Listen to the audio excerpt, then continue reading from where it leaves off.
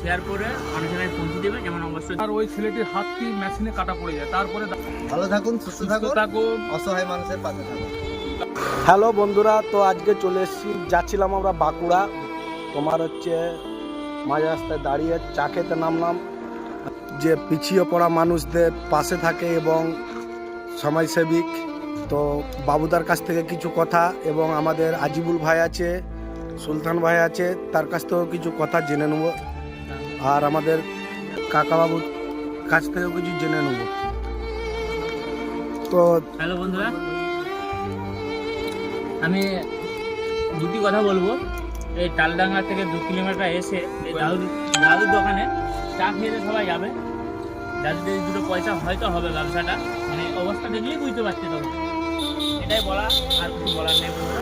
ভিডিওটাকে একটা শেয়ার করে মানুষের কাছে পৌঁছে দেবে, যেমন অবশ্যই দাদুর দোকানটা ভালোভাবে চলতে হবে। তো বাবু ভাই, তুমি একটু আমাদের কাকাবাবুর সম্পর্কে কিছু বলো। কাকাবাবুর একটু মানে পারিবারিক কি সমস্যা কি আছে একটু বলো। হাই বন্ধুরা, নিশ্চয়ই ভালো আছে, সবাই সুস্থ আছে। তো আমি বলতে চাই, আমার একটা ভিডিও এসেছিল কিছুদিন আগে, সেটাতে সবাই দেখেছো যে এই দাদু কেন এই দোকান এই ঝুবড়ি করে দোকানটা কেন চালাচ্ছে। ওনার একটি ছেলে ছিল, কারখানায় কাজ করতো, তখন দাদুর সচ্ছল পরিবার ছিল। আর ওই ছেলেটির ভাগ্যক্রমে দুর্ভাগ্যবশত ওনার ওই ছেলেটির হাতটি মেশিনে কাটা পড়ে যায়, তারপরে দাদুর সংসারের রোজগারের উৎস শেষ হয়ে যায়। তখন দাদু বৃদ্ধ বয়সে মুনিশ বা মানে কোনো শ্রমিকের কাজ করতে পারবে না, সেই জায়গা থেকে দাঁড়িয়ে দাদু একটা রাস্তার ধারে ঝুপড়ি করে মাটির ঝুপড়িতে চা দোকান করেছে। সেই চা দোকানটায় আমরা সবাই চেষ্টা করব খরিদ্দার হিসেবে উপস্থিত থাকতে, এবং আপনারা যখনই যখনই এই রাস্তা দিয়ে পার হবেন, উদয় মোড় তালডাঙ্গা থেকে সাবলাকন রোডে 2 কিলোমিটার আসার পরই আপনারা ওই দোকানটা দেখতে পাবেন। ওই দোকানে আসবেন, আসার পরে একটু খরিদ্দার হিসেবে উপস্থিত হবেন, এই অনুরোধ, এই প্রত্যাশা আপনাদের কাছে করি। আমরা একটু কাকুর কাছ থেকে জেনে নেব কাকার পরিবারে কে কে আছে এবং কি ব্যাপার।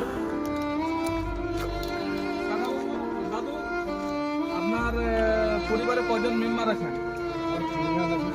3 জন।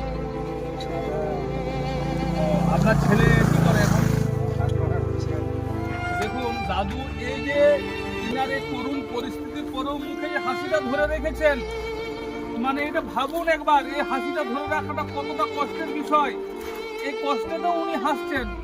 তো আপনারা চাইবেন যেন উনি এইভাবে হেসে দিন যাপন করতে পারেন, এই কষ্টের মাধ্যমে, এই কষ্টের মধ্যে দিয়েও। তাই আপনাদেরকে বলবো, আপনারা আসবেন, এই দোকানে একটু খরিদ্দার হিসেবে উপস্থিত থাকবেন। আর যদি আপনি খরিদ্দার হিসেবে উপস্থিত থাকেন, আপনার এমন কিছু খরচও হয়ে যাবে না। দাদু